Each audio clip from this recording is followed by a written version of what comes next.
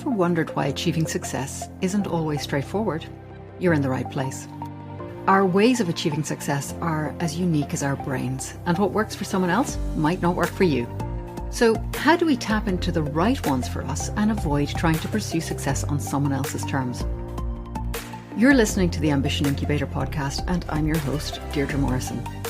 I specialise in facilitating personal development using applied neuroscience.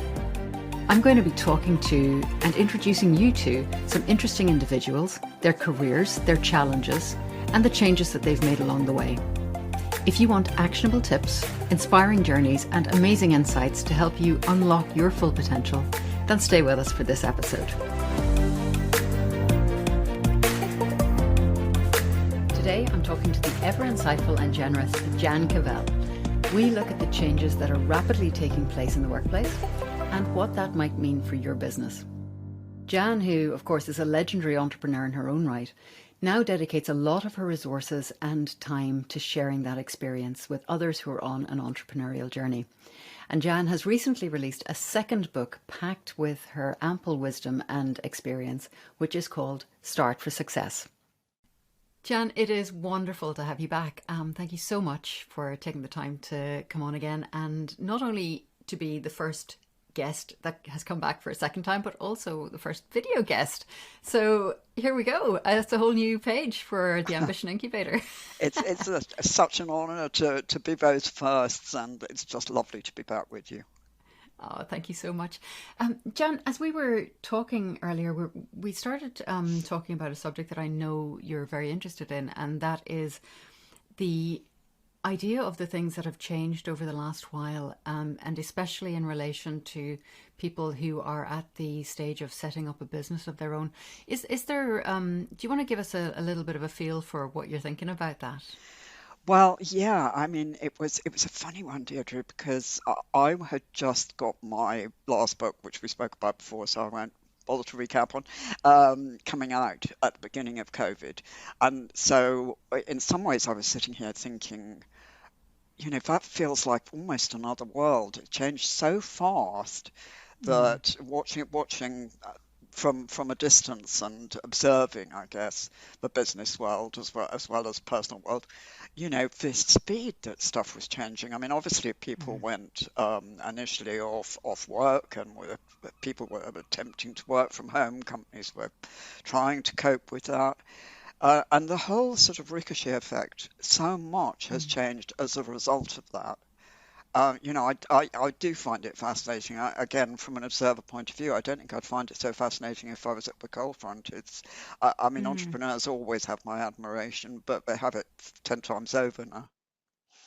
Yeah, and I suppose the playing field really has changed because, like you say, things changed with such speed, and they have left a mark and left many marks, I guess. And the way we work has pretty much changed forever.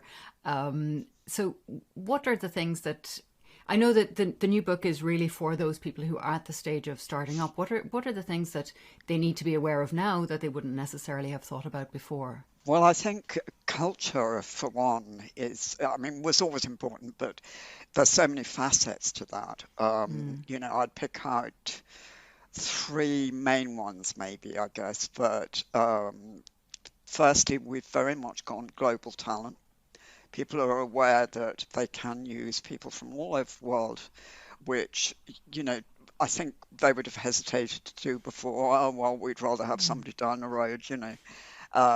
But companies that are thriving are looking in unexpected places, because it doesn't make much difference if you're dealing with somebody or remotely as to whether they're down the road or 5,000 miles away.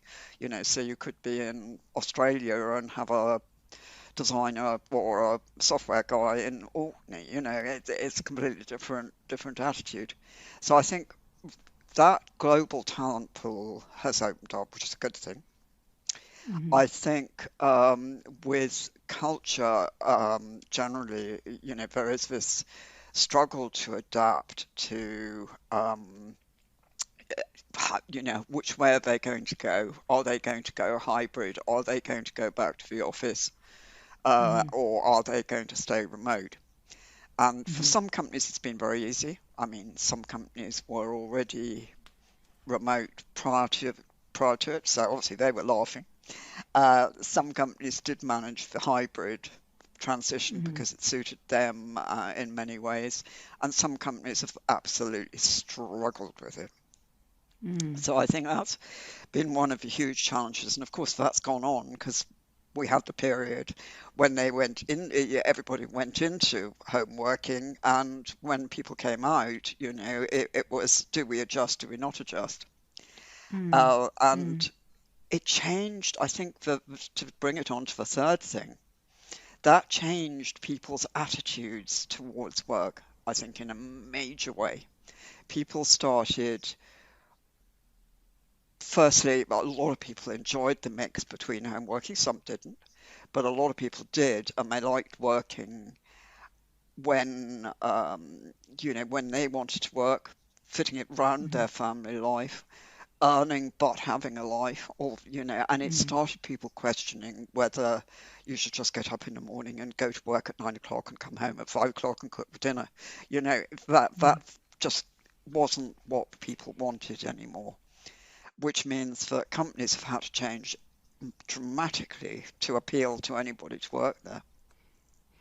I see exactly where that's coming from. Yeah, it's almost like having that ability to better integrate work and life in a more seamless fashion. Yeah, And people don't want to give that back. I mean, I can completely why understand would why you? they wouldn't. So, I suppose the question to follow up from that then would be, which are the sectors that you see that are there trends in the sectors that are struggling with that, and are they really can they do anything to make that easier for I people? mean, I think so. I think some sectors necessarily are struggling in that, for manufacturing, for example, I mean, they've just got to go automated or go out of business, I think. I mean, Mm. it's changed too dramatically. It's really not good for manufacturers, which is a pity because Britain is a good stronghold of manufacturing. Not that it's ever really been particularly lauded for it, but it was traditionally. I mean, I think it's nice to see hospitality back, Hmm. because I think the people there cope better because they actually like the social aspect of being in hospitality. So I don't think there's as much of a problem with people not being able to go. Mm. I mean, tech companies are obviously easier, but not all tech companies want remote. We've seen some of the big boys. I mean, Mr. Musk does not want his employees to be remote. Very timely. Indeed, yes. So, um, it doesn't necessarily cut clean across the sectors. it'll be really interesting to see how that's all played Won't out it? by the time this goes I was live. going to say, by the time we'll know more. Yeah, Yeah, a day is a long time in Twitter. isn't it just? Yes. But whatever happens, I don't think he'll be saying, "Oh, well, I've changed my mind, work remotely." Mm. Yeah, yeah. Well, that I suppose actually is an interesting point as well. When an organization takes a stand on something, um, how I guess they do need to have a little flexibility and know when to back down on things like that. And that might not always come easily to an organization where they've had a sort of a top-down structure.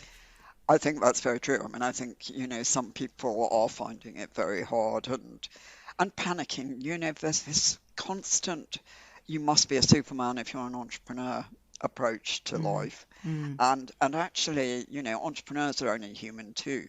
And they've got huge amounts on their plate, trying to mm, survive, trying to fight through, trying to work out how to find new markets or whatever that's been mm, caused. And the vision of having to completely rejangle how they run their team as well is often, when they've worked out an easy way to do it, and surely that would be okay. But it mm. isn't anymore.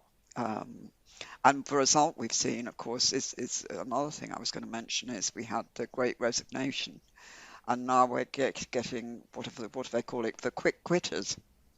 Have you heard of The that quick one? quitters. Quick No, no, quitters. tell me I about that can one. barely say it, but people are staying very short times in a job now because they're questioning whether it's delivering enough all the time and moving on.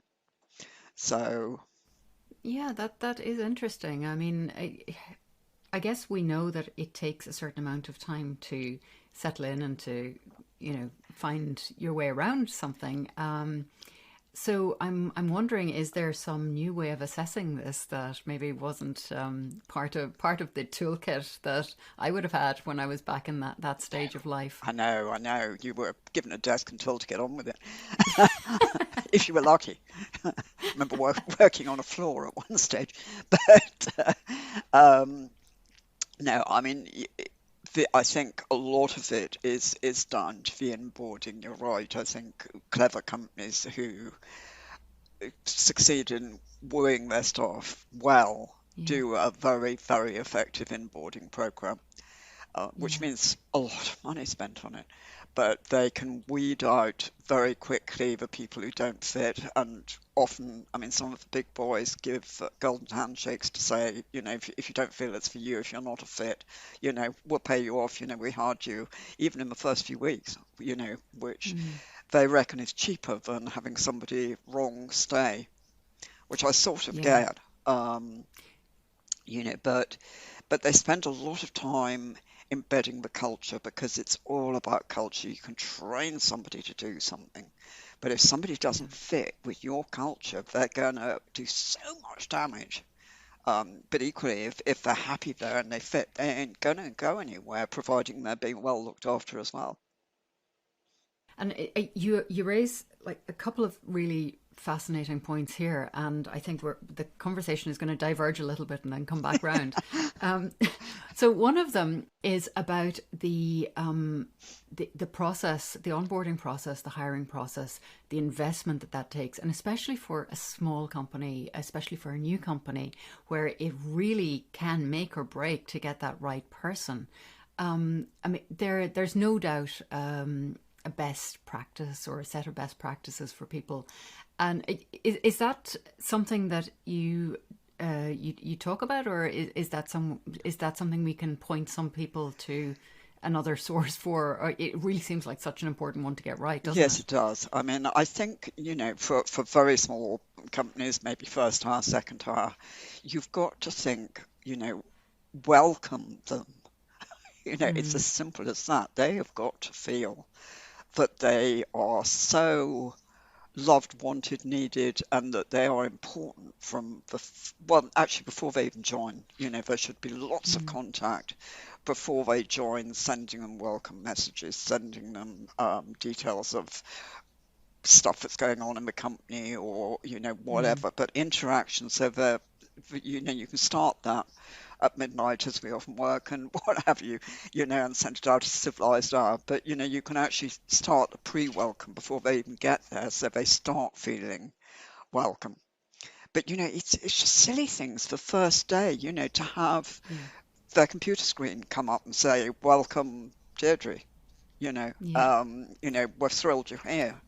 A coffee mug with their name on it. Anything that immediately, and it's all very trivial, but the fact remains is that people apparently make decisions about whether they're going to stay in the first 48 hours. They may stay another 6 hours, the 6 months, but that, it sets as this is great or okay. mm.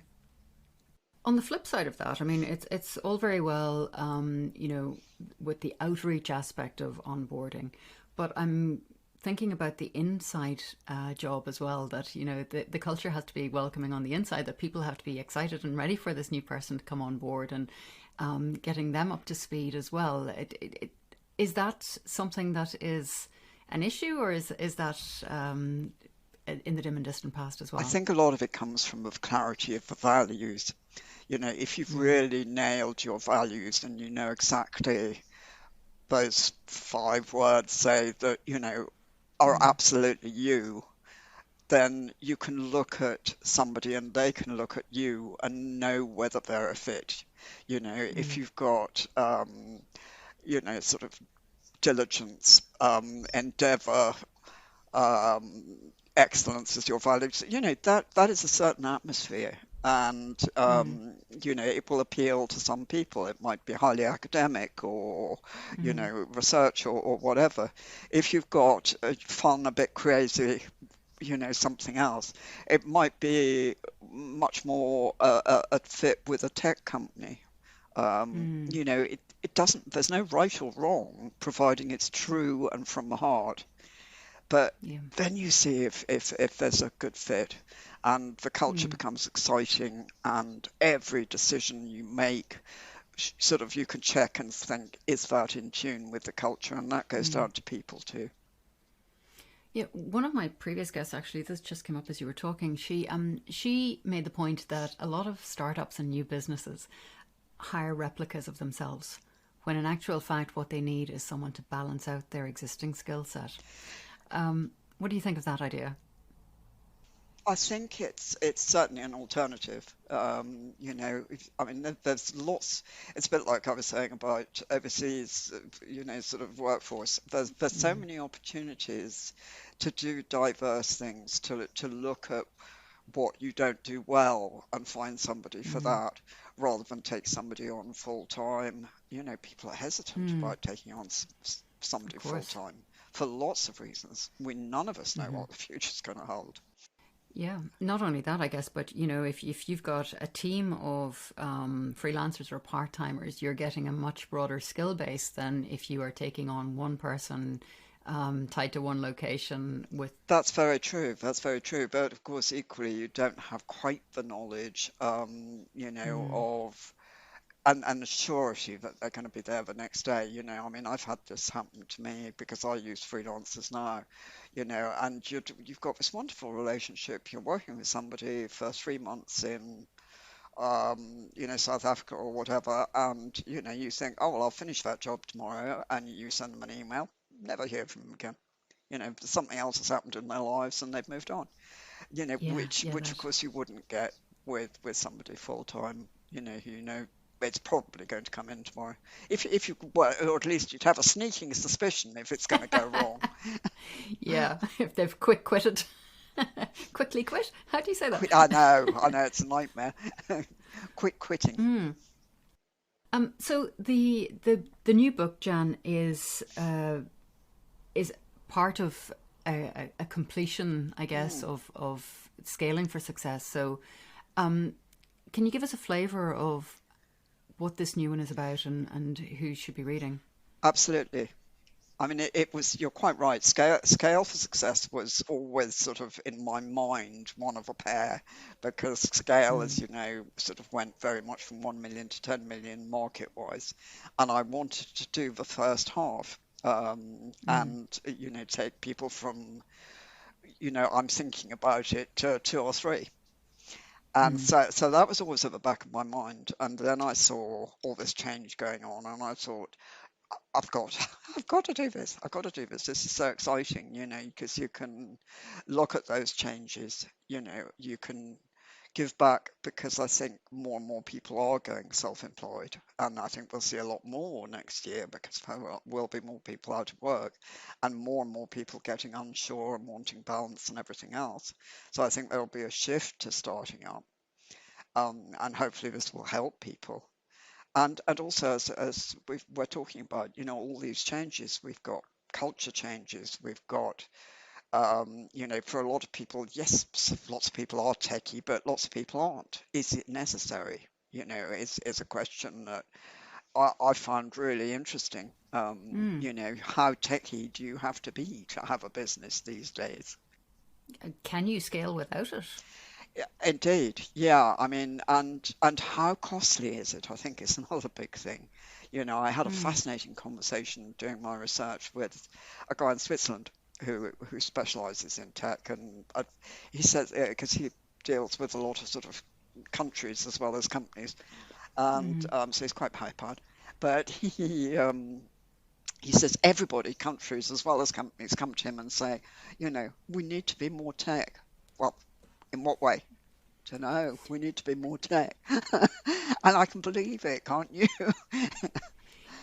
Yeah, yeah, I guess. I mean, there's so many aspects to that as well, though. I mean, whether you are talking about the tech that Mm, goes with your maybe your targeting and sales process, or the tech that goes with your checkouts and your sales and your website, or the tech that goes with the manufacturing that we mentioned earlier. They're very different. Absolutely. Yeah. Very true. Yes, I mean you've got, as you say, there's sort of AI to robotics to automation to, a little app on your phone. You're absolutely right. Mm, But I think the point he was making was certainly for office procedures, what he sees a mm, lot is what people mean is they're not performing all that smoothly. You know, what business does perfection, but they can see everything's a bit clunky, and so they think it must be lack of tech. And he'll go in and look at it, and actually their systems are clunky. It doesn't matter whether you automate them, but unless they sort out what they do and the order they do it in, it'll still be clunky. mm. But they could have a bill for 5 grand or whatever for the tech. So in some ways we can get overexcited about the problems that tech solves. I think you still have to get the basics right. Mm, yeah, yeah, that's very, very true. And it is one of those rabbit holes. I guess people think, if we throw money at it, Exactly. it'll resolve itself. Yeah. But that's not necessarily true, is it? No, very much so. And of course, there's lots and lots of people willing to take your money to sell you hugely expensive tech. Mm.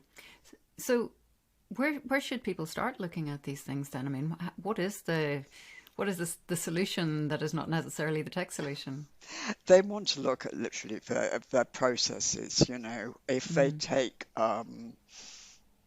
sort of say, one customer from a moment they had a contact with that customer in marketing, right through to where they are today, and they look at mm, what worked, what didn't, that whole journey. mm, How easy was it for them to connect from a website? Did they go away and think about it? Did they say anything nice along the way? Did you mm, nearly lose contact with them? Did you have to ask for their email? What were the problems with the order? The same thing. Really examine in mm, depth one, maybe two customer journeys from start to finish, and then you begin to see that for some reason somebody had to walk around the block 5 times to process that order, or you know, um, mm. just the stupid things which become habit and Yeah, actually aren't needed at all. yeah, yeah. And that, of course, that's like such a drain on Absolutely, resources. yeah. If two people are doing the same thing, which often happens, or the communication between Mm, them is bad, that yeah. can be sorted out before you even spend any money in tech. And it's really important that it is sorted out because otherwise Mm. the tech is going to be less effective. Yeah, you're trying to fill a leaky bucket. Indeed, that's precisely what I mean. Well said. Yes. So Jan, you've also I've been really enjoying your stuff on LinkedIn. By the way, you're such a wonderful writer. And is there anything that you think people should be thinking about in terms of their own social media? Because people, I think, tend to at that startup stage think they've got to be everywhere, they've got to be doing everything. What's your approach to this? It's difficult, isn't it? I mean, you're very kind. I mean, LinkedIn is lovely for me because I can just write. I love to write. So, sort of, oh, I've got an idea about that. Oh, that person annoyed me the other day. What can I make a LinkedIn post about that? Get it off my chest. So for me, LinkedIn is lovely. And oddly enough, I used to love Twitter. Jury out as to whether I shall stay loving Twitter. But the other two, I must admit that I'm on Instagram and Facebook? Facebook precisely, and I do have an unused TikTok account. But but I would love to see how that played out. oh, you know, I mean, it doesn't help, I guess, that I've lived Yeah. in two houses in the past 20 years, and both are in mobile phones, black spots.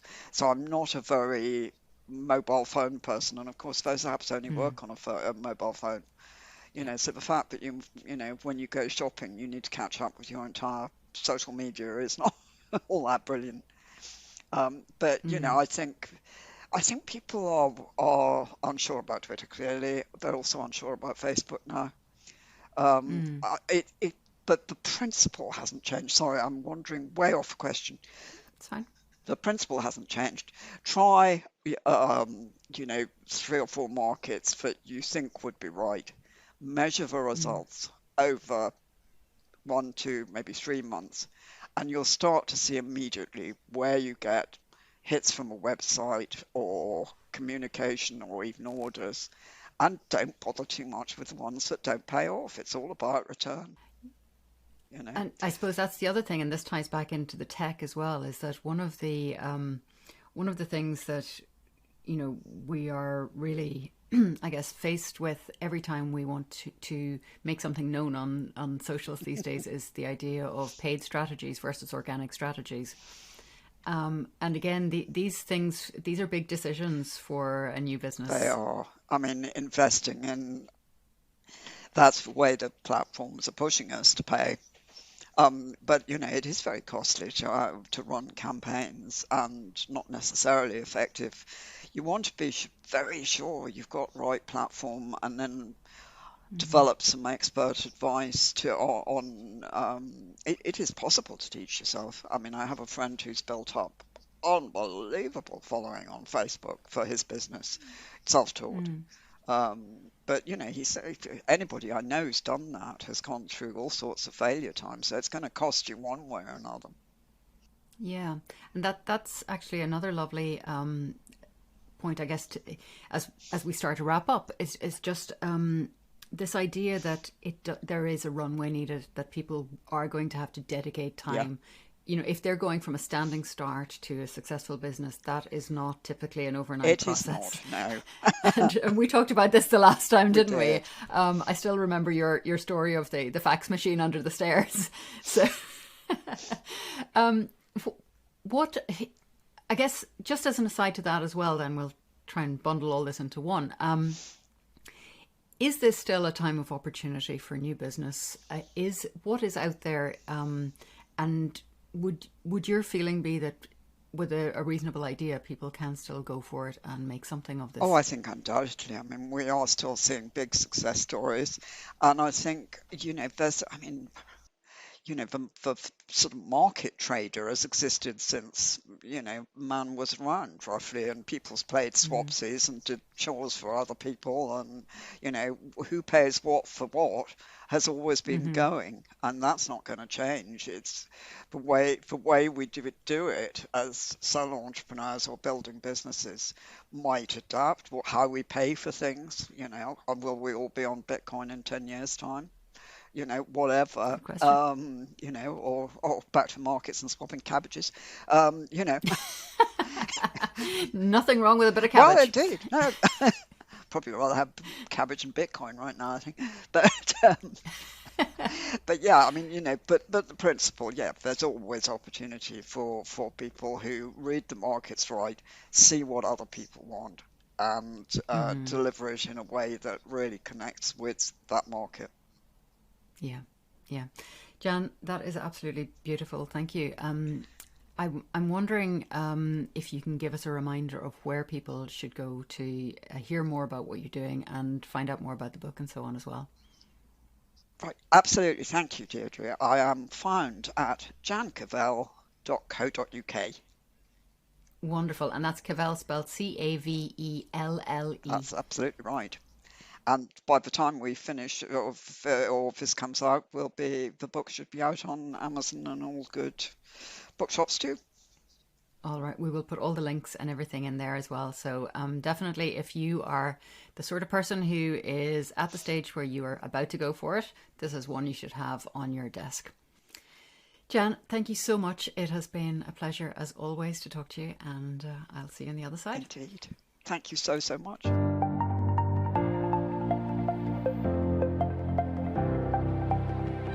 Hey, thanks for listening. I would love to know what you've taken from this episode. It's always really interesting to hear your insights and what action they help you to take.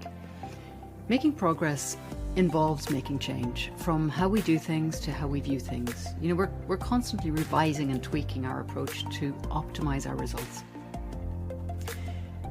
As a specialist in applied neuroscience methods, I have consistently seen that the more we understand the science behind how our brain works, the more control and finesse we have in our actions, our reactions, and our interactions.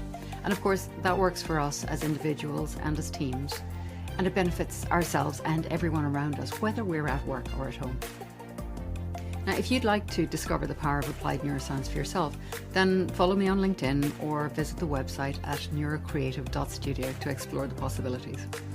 And don't forget, hit subscribe so that you'll always know when we've got a new and interesting interview available for you to listen to.